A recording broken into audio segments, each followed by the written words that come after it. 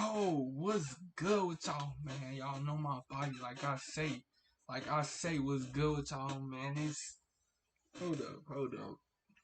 hold up, man. I love being geeked in front of the camera. It's James. I'm back with another reaction video, and I don't think I said this in my last video, and that's tough. But look, we reacting to how they call serial killer Ted Bundy. From yours truly. Alright, so before this, I didn't know who Ted Bundy was before this video. Like I said, y'all coming through in cuts. I ain't gonna lie. I didn't even know what this channel was. 10.5 million? I never heard this channel in my life. Once again, one of my supporters coming out and telling me to react to this. How they call Ted Bundy. I didn't know who that was before. I feel like I should have. But I did a little research. It says that Theodore Robert Bundy was an American serial killer who kidnapped, raped, and murdered numerous young women, girls during the 1970s and possibly earlier. After more than a decade, he confessed to 30 homicides, 30, and then committed in several states between 1979 and 1978. And I got this off Wikipedia. But yeah, that's true, man. That's crazy. That's truly crazy. Rest in peace to the women who lost their lives, even though it was 1970 and 1980. You still gotta give respect with this dude. Women shouldn't have lost their lives, dude. There was so many men back there that were serial killers, and they killed women purposely because they knew they were bitches. You couldn't do that to no man. You knew you couldn't go rape no man. You can whatever. These niggas be A young pussy. woman walks down an alleyway on her way home from college. Let's see what this talking about. Let's see what this talking about. Also, wait, before we start this, the supporter who sent this to me, because I'm finna start putting y'all in the videos. I'm finna set that like back up. Let me go into Instagram and see who it is. Because y'all be sending, I ain't gonna lie, man. I think it was on Twitter. Yeah, it was on Twitter. Okay. I ain't gonna lie, y'all. Get at me on Instagram. Start sending it on here. If you have a video you want me to personally react to, I react to anything y'all want me to react to. Anything y'all tell me to react to. See, I react to the LGBT thing. It was crazy. It was weird as hell. I react to it. This is what y'all want. I'm reacting to it. Send their videos in. They send them in. I'm reacting to them. Seriously, that's how I'm getting. That's how I got this. That's how I got the last videos. You feel me? Send them in. Don't be shy, y'all. Okay. John, whoever John, appreciate it. You sent this in, we watching this. Appreciate it, bro. Appreciate it. Waiting for her as she emerges into the car park. Poor soul, she thinks after seeing that well-dressed man is struggling to carry books to his Volkswagen Beetle, especially as one of his arms is in a sling. She walks over to him and offers assistance, to which the polite So he used to linger women in? Okay, because I know you gotta have some type of plan. If you kill 30 women, there's no way. If 30 women, or the 30 people in general killing, you gotta have a plan. Like, you can't just be hood. Like, you would have been caught by now. So he gotta have some type of master plan. This is pretty smart. I ain't gonna lie. That's pretty smart. I mean, it's not good, but that's pretty smart for a takes some of the books and leans down to place them in the passenger seat. He hits her over the head with a tire iron. He gets into the driver's seat and leaves the scene. He'll strangle her like he did many others. He'll do unspeakable things to her. He is the quintessential maniac. His name is Ted Bundy. The scene we've just described to you was the modus operandi of this particular serial killer. Well, when he had planned his murders. Bundy's thing was to use his good looks, his speaking skills, and his educated demeanor to lure people into his trap. Why? Like, I promise y'all, I try to understand why people do the things they do. But this dude, Ted Bundy, psycho, menace. Like, bruh, you using you act, so basically you just acting like a normal nigga. Like, you acting like you trying to get the shorty number, and you killing her. For what? I don't get. I don't, At times, he put his arm in a sling or even walk on crutches to bro. give his victims a false sense of security. How harmful could a man be on crutches, one dressed in a suit driving a cute car? This Hold on, y'all. I think this thing live. I think this bitch live. What?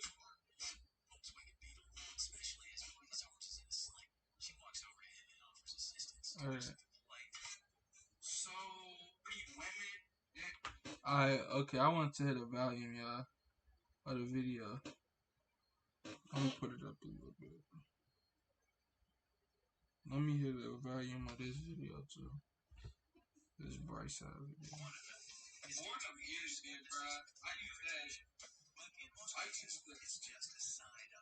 Alright, okay. Alright, we straight, we straight. This Let me is why set he this was back so up, hard y'all. to catch. My fault. He just didn't fit the profile of a serial killer. He don't. He's a normal, like in that be the case. You don't think like I'll fuck around and be a serial killer. Like that's how random it'd be. Like never, ever, ever, ever. But I'm just saying like that's how random it'd be. Like it'd be a random ass nigga, like bruh. 22-year-old Brenda Carroll Ball was last seen talking to a guy in a car park who had Him. brown hair and an arm in a sling. Him. Soon after, Susan Elaine Rancourt went missing, never to return. Two people came forward after that and said they'd been approached by a man who wore a sling. He'd asked them for help putting some books into his car, a VW Beetle. Then, on June 11th, 1974, University of Washington student Georgianne Hawkins went missing. Her body would never be found. We know that she'd been with her boyfriend and she left him after midnight. On her walk home to her sorority house, she was spotted by a male friend who was driving a car. He shouted out of the window, "Hey George, what's happening?" She chatted with him for a minute or two and expressed that she was a bit nervous about her upcoming Spanish exam. Later, witnesses told the cops that they'd seen some guy skulking around in an alleyway close to Hawkins's, a guy whose arm was in a sling. One woman said he'd asked her to help him load a briefcase into a light brown Volkswagen Beetle. Little did she know at the time how close she was to being murdered. Hawkins wasn't so lucky.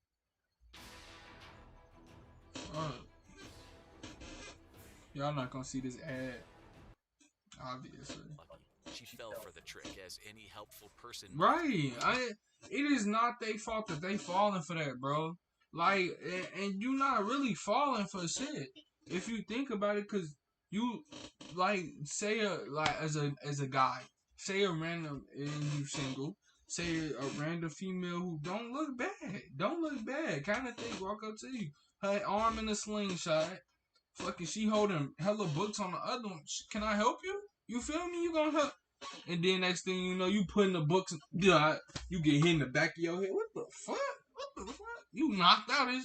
That's how they died. Like seriously, bro. Like you can't blame that on them.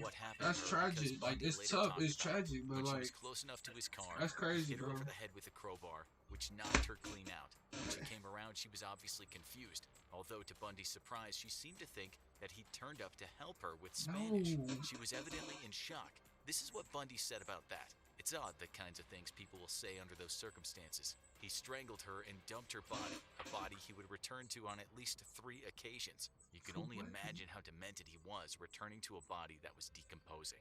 He had his reasons, but we'll get to that. Bundy was brazen. There's no doubt about it. What the fuck was his He didn't ever reason? think he'd be caught. Please tell me what the fuck was his reason for going back to that body. He thought he was too intelligent for the police. After all, he worked in politics. He worked as an assistant director of the Seattle Crime Prevention Advisory Committee, where he wrote a paper on rape prevention. He did a stint at the Department of Emergency Services, where he talked about missing women and how to find them. And you the nigga that's taking them. You see how that work? You see how that work? An innocent nigga, you go to work every day, you see him, oh, he doing his shit, he writing papers about the women who been missing lately, man, that's crazy. Whole time you working with the nigga who taking them. Like. That's likely why Bundy didn't have any qualms about returning to the alleyway from where he picked up Hawkins. The day after the abduction, he was there at the same time as the police, hiding in plain sight as he picked up one of the girl's shoes and her necklace. If he wasn't picking up girls in a car park or close by one, he was sneaking into basements while they slept and then bludgeoning the victim with some kind of iron bar. Bundy was like the boogeyman, a serial killer that crawled through windows and viciously attacked people while they were at their most vulnerable. But he was also a con artist. He played confidence tricks and he was very good. I'm trying not to pause because this is a very long, well, I ain't gonna say it's a very long video because it's not, but I got some more videos to do, as I already know. Ain't no rush, first of all. It was video at a time. Bro, hold up. Investigators knew that when girls went missing, at times a man was seen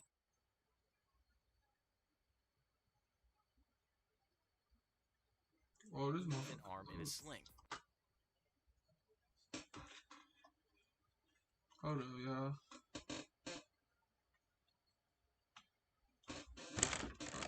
A man that owned a VW Beetle. There we go. Surely Bundy was easy prey after that. How many VW Beetles were there in those areas when the abduction happened? Like, it's not hard to spot a nigga in a Beetle. Like, the reality was Bundy's he come to work every day. What car is he in? A Beetle. Like, you should, like, y'all police, like, y'all work, y'all, first, that's what I meant to say. Y'all police, and y'all working with him, whatever that is, they gotta do something with fighting crime or law, something. Whatever they say he was working at. So he was working around police officers or detectives or whatever. Like, he had people who was, like, a part of the law. Y'all cannot tell that this nigga was the serial killer, bro. First of all, he a random nigga writing reports on missing girls. You feel me? Probably the only one in the department doing that. He probably offered. And that right there should have been like, okay, this nigga, I guess. And then, like, he drive a Beetle. So, and then back in 1970, they knew the killer drove a Beetle. How could y'all not figure out it was him? And many became fearful of talking to strangers or leaving their windows open at night. Those with most to fear were young white women. Bundy's victims were almost always in their late teens or early 20s. Right, they were Caucasian, and most of them were attractive. They studied at university and were said to be intelligent and gifted students. Another thing was the fact that killing them for then, bro. Like, I just don't. You killing the wrong. I don't nobody deserve to die, but like, bro, like that's just us. They had very little forensic evidence to work with, and there were no bodies. That didn't mean the cops thought the girls had just taken off someplace. Nothing about their personalities and state of mind. Unless he had something that he wanted to tell us, was these women racist? He said white women in 1970. Racism was going on, I think. But I don't know, bro. That don't make no sense. Especially how he attacking women only. Not far from the city of Seattle. Bundy had first approached 5 women in the park, and in what they later described as a Canadian or British accent, the man introduced himself as Ted. Ted, dressed in a pressed white tennis outfit with one arm in a sling, politely asked them if they could help him unload a sailboat from his bronze-colored. So this is his plan. He walk up to females, arm in a sling. That's number one. The arm in the sling thing. That's basically a catch. Oh, he looked like it's gonna be harder for him to do things because his arm in the sling. So that's the catch right there. But then if this is true, he's telling them that he drives a bronze-colored Volkswagen Beetle. He's telling you. So you ain't never seen this nigga pull up to work before in a bronze-colored Volkswagen Beetle? I know it's only one of those outside of where he works at. Thankfully, she ran away when she became aware that there was no sailboat. That day, Bundy managed to enlist one woman for help, and he later abducted another close to a restroom. Both would die. Did he kill one in front of the other? He once said that that was true, but close to his execution date, he recanted that terribly bleak detail. This is not a story about his crimes, though. What we want to know is how the hell did the police not get closer to Bundy, seeing as he was using the same car and the same sling trick, and so the same modus operandi. He even told the girls that escaped that he was named Ted. What more did the cops need? A written confession? They were closer, but still a long way from getting him. Why? Why? Is it because he's white? Is that why? They at least now had good description of this Ted guy, and it did quite look like him. In no time at all, this sketch appeared in many newspapers and was shown on TV. Remember that we said Bundy worked at the Department of Emergency Services? Well, right. The Department of Emergency Services. So that has something to do One of Alright, his bro. coworkers there saw the sketch and heard about the Volkswagen Beetle, and she knew she was looking at her colleague, Mr. Bundy. She made a call to the cops, as did another person that knew Ted Bundy. The cops Ted. The fuck? He said his name. He told them his name. He said my name is Ted, bruh. Like, what more? I'm confused, bro. They knew, but what they say, he worked in a department what had something to do with police. Like I said just before, they knew. They had to have known the whole time. They knew, bruh. White folks and white folks together, bruh. these calls and Hold on, y'all. There we go. and they quickly assumed that a clean-cut law student with no criminal record couldn't be behind the abductions. Serial killers didn't look like that, or so they thought. The heat was on, though, and Bundy knew it. A couple of months after his last murder, bones were being found. Those bones were the remains of his victims, scattered in various places where the cops Time had out. to look. Hold up, cause I heard that. Bundy then that he was I heard that.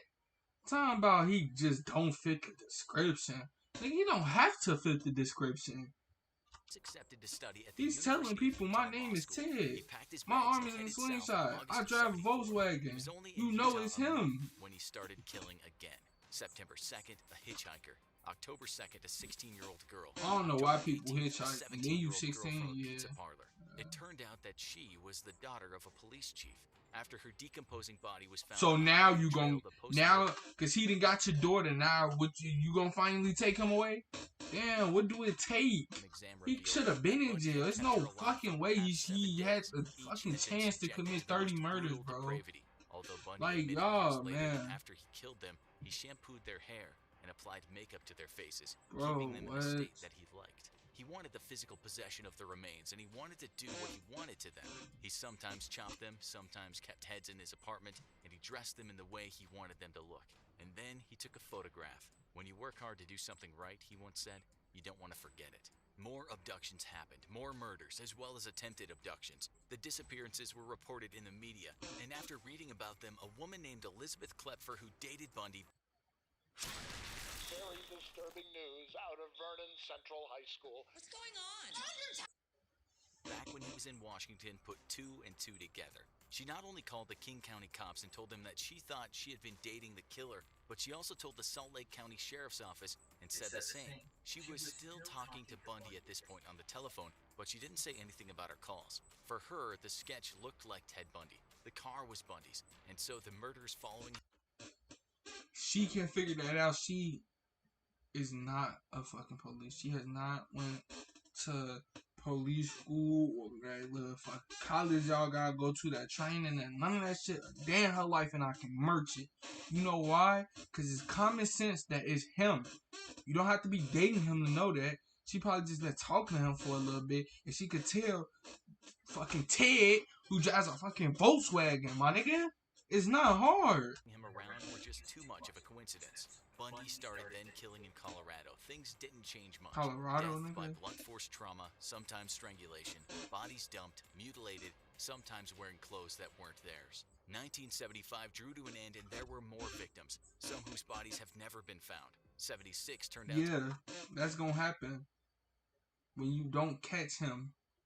But you think he's just gonna leave it there? Not always. Like, bruh, you allowing him to do this shit for years on years. What that shit say, like 1970 something to 1980. Like, bro, that's damn near like a decade, bro. Like, what the fuck? I'm very confused as to why he was able to commit 30 crimes. They discovered a new toy, a computer, and a database. They found that they could input data. I feel like I know. What's crazy is because Ted Bundy, I feel like I know that. I feel like, you remember when I told you the beginning of the video that I should know this name for some reason? I feel like I learned this in school, and y'all know I just got off work. And so it's been a long day. Ain't no telling, I probably do know this, but I just don't remember this whatsoever. And I probably heard the name, I just didn't learn about him. But now I'm learning about him, and it's really pissing me off. Because there's just no way, bruh. He said we have 26 names, so this must have been the time. Okay, they counted. We have 26 names of people who died. but he did 30 in all his time of murdering 30 women murdered. And the computer would 30 compare that women data murdered. to data already in the system.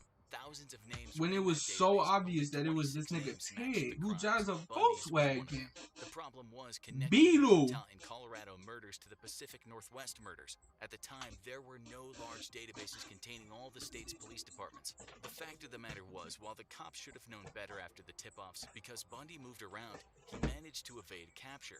But then, he was pulled over by a cop in a Salt Lake City suburb after he'd been driving around looking suspicious. On searching Bundy's car, the cop found quite the collection of suspicious items. A ski mask, trash bags, handcuffs, a crowbar, lengths of rope, and an ice pick. All that was...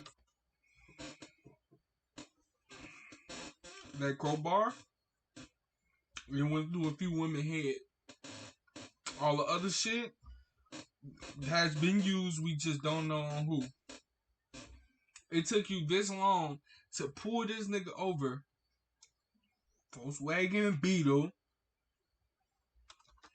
pretty much the consummate I think y'all get serial where I'm killer going with stash. It this. didn't take long for the cops to understand that they might have a maniac on their hands, and they had the phone call from Bundy's lover in their records, and they had his car description from one of the abductions. Still, after searching his house, the police didn't have enough to keep him. One thing they didn't find that day was a bunch of photographs of his dead victims. Things would have been very different had they discovered those awful snaps. Bundy was on the loose again, but he was being monitored all day long. Some of the cops flew to Seattle to speak to Bundy's lover. She told him that some things just didn't add up, such as why did he keep crutches in his house? And what about that plaster of Paris? Not to mention the surgical gloves, big knives, meat cleaver, and a bag full of women's clothes. Bundy was certain.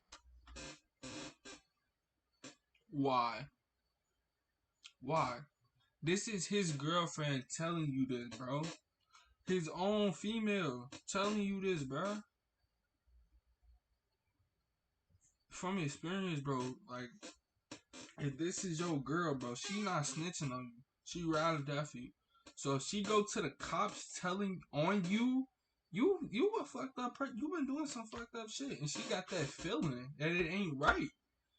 Just like if I come around him, I would just get a feeling like, I don't know, something ain't right. She getting that feeling, bro, and she telling y'all, bro, Ted and the Volkswagen Beetle, my nigga, the description that you need, bro. They not trying to take him to jail. I'ma just flat out say it, bro. He's white, they white.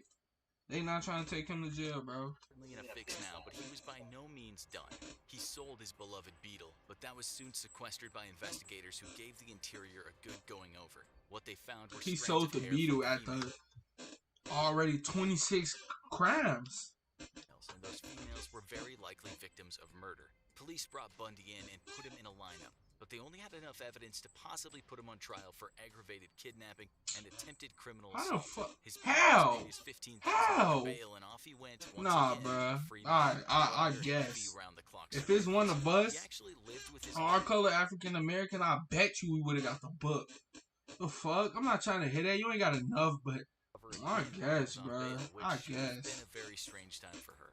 At this point, the lead investigators from Utah, Washington, and Colorado all finally got together and shared their stories and what evidence they had. They were pretty Fucking darn sure that Ted. they had a serial killer on their hands, and an utterly depraved one at that. Before they could get him for murder, though, he faced trial for kidnapping and assault. He was found guilty and sentenced to 1 to 15 years in the Utah State Prison. While in there, he was charged with just one of the murders. Bundy was a desperate man around this time, likely knowing that his crimes or most of them would catch up with him, and he'd be looking at the death penalty. He chose to defend himself, and because of that, he didn't have to wear handcuffs or leg shackles in court. On one of those court appearances, he managed to convince the court he needed the library, and he leapt from a window. He actually survived for 6 days around the wilderness of the Aspen Mountains, but was eventually picked up by the cops. The case against him for that one murder was actually quite weak, but it seemed that Bundy believed they would get him. If he was done for that case, more cases might follow. Over a period of 6 months, he got his hands on a floor plan of the jail. He saved money after getting it smuggled in by visitors, and he also got himself a hacksaw. On December 30th, 1977, Bundy filled his bed with books, so it might look like he was sleeping. He then got through the ceiling and into an apartment. There, he changed into civilian clothes, and then he walked out of the jail. He went from Chicago to Atlanta to Florida in stolen cars, only stopping to steal certain items or wallets from people.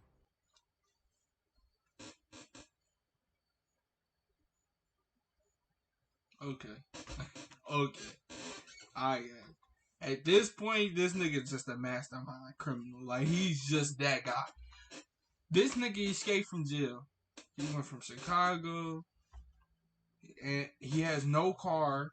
He just stealing motherfuckers' cars, so he just joyriding other motherfuckers' cars. Alright. On January 15th, 1978, he walked around at night. And so the time he was in jail, y'all still ain't paying him for the other murders. In Florida State University. In the early hours of the morning, he assaulted, bludgeoned, strangled, and bit 3 sleeping women in 3 different rooms, all within about 15 minutes. 2 of them survived, but were very badly injured. He left the sorority house and went to an apartment building where he viciously attacked another girl, fracturing her skull and jaw. There, he left behind one of his favorite things, his pantyhose mask. Police also found sperm and hair samples. Bundy later drove to Jack. Sperm and hair samples? So this nigga was doing what I thought he was fucking doing. You killing the women. Where he abducted and killed a 12-year-old girl. A few days later, he was stopped by a police officer. During questioning, he kicked the man's legs and ran for it. The cop fired warning shots, but Bundy kept running. He was too slow. He was tackled, and in spite of his best efforts, he couldn't get the gun from the cop. Bundy was done for. Sat in a car, handcuffed, on his way to certain death. Still, this Florida policeman didn't know who he had in the car. He was not aware that he was carrying one of the USA's most wanted fugitives. He certainly had no idea that the occupant of his vehicle would become known as one of the worst, most vile serial killers of all time.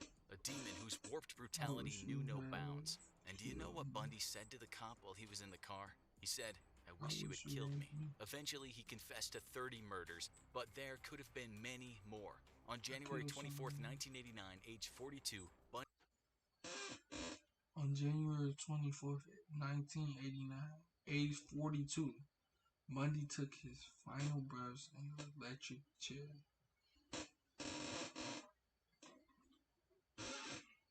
1989. Okay, let's do something real quick. I'm gonna have to let this flash go, cause this video finna end, and I wanna see something. Okay.